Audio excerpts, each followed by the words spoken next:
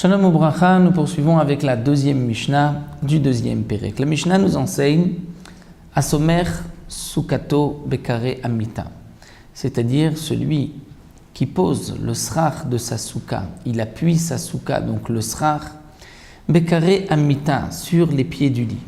C'est-à-dire un homme a un lit qui est entouré de 4 ou de 3 parois, qui pourraient donc servir des parois de souka, et il veut mettre juste le srach par-dessus, donc à condition bien sûr qu'il y ait du lit, donc de l'endroit où on peut s'asseoir ou s'allonger sur le lit, il y a 10 tfachim jusqu'au srach, comme nous l'avons vu puisque c'est le shiur d'une souka, et à condition aussi que la souka fasse au moins 7 tfachim sur 7 tfachim. Dans le cas où ces conditions sont remplies, si on a juste mis le srach au-dessus des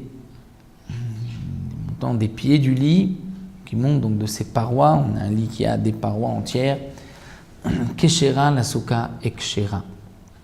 Rabbi Yehuda n'est pas d'accord. Rabbi Yehuda Omer, si la souka ne tient que sur le lit, si elle n'a pas 4 poteaux pour retenir le srach, c'est-à-dire que la souka ne tient que sur le lit, et lorsque on déplace le lit, on déplace aussi la souka, eh bien dans ce cas-là, dit Rabbi Yehuda, la souka est psoula. Pourquoi la souka est psoula? Puisque d'après Rabbi Yehuda, comme nous l'avons vu, la souka doit être une habitation d'Irat Keva fixe, et lorsque la souka peut bouger, lorsqu'on bouge le lit, elle n'est pas fixe, et donc d'après Rabbi Yehuda, la souka est psoula.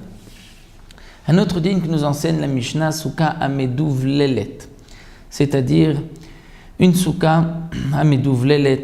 Le Barthénora rapporte l'avis de Shmuel marqué dans la Gemara, c'est que un homme n'a pas aligné le srach, il a mis le srach un peu n'importe comment, où il y a des roseaux en haut, des roseaux en bas, il y a un espace, on va dire il a mis le srach sur 2 hauteurs différentes. Et donc lorsque on regarde ce srach de cette manière, on s'aperçoit qu'il y a plus de soleil que d'ombre dans la souka. Donc la souka, dans ce cas-là, théoriquement, devrait être pessoula. Mais, et c'est ça le chidouche de la Mishnah, si on peut aligner et mettre au même niveau le srach, c'est-à-dire considérer que le srach qui est plus haut tombe sur le srach plus bas, à ce moment-là, on va avoir une souka kshera où il y a plus d'ombre que de soleil. Eh bien, la souka est kshera. Le chidouche de la Mishnah, c'est que même que maintenant le srach se trouve sur 2 hauteurs, mais on considère que s'il était tout ce srach sur une même hauteur, il y aurait plus d'ombre que de soleil. Eh bien, même si maintenant c'est sur 2 hauteurs, la souka reste kshera. Un autre din, shetzilata meruba mechamata, c'est-à-dire que le srach est pauvre, mais malgré tout, il y a plus d'ombre que de soleil. Dans ce cas-là, la souka est aussi kshera.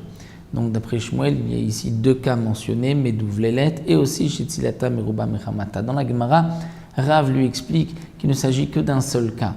C'est un cas où il n'y a meduv lelet, c'est-à-dire un srach qui est pauvre, mania, et qui n'a pas beaucoup, qui n'est pas très touffu. Mais malgré tout, s'il y a plus d'ombre que de soleil, la souka est kshera. La Mishnah termine avec un autre din, ameuba ke min bait, lorsqu'on a mis énormément de srach, au point que c'est épais comme le toit d'une maison. Et on ne peut pas voir à travers le srach les étoiles la nuit. Afalpi, nous dit la Mishnah, bien que she'en hakochavim nirim mitocha, qu'on ne voit pas les étoiles de la souka, donc le soir keshera, la souka est kshera, bien que les khatrila, il vaut mieux laisser un peu de trou d'espace pour qu'on puisse voir les étoiles, donc ne pas mettre un srach trop touffu, malgré tout, bediavad, la souka est kshera, à condition, comme explique les mefarshim, qu'au moins la pluie peut tomber à l'intérieur de la souka à travers le srach, donc ça c'est une condition impérative, mais si on ne voit pas les étoiles, bediavad, la souka est kshera. Nous arrêtons là, la deuxième Mishnah.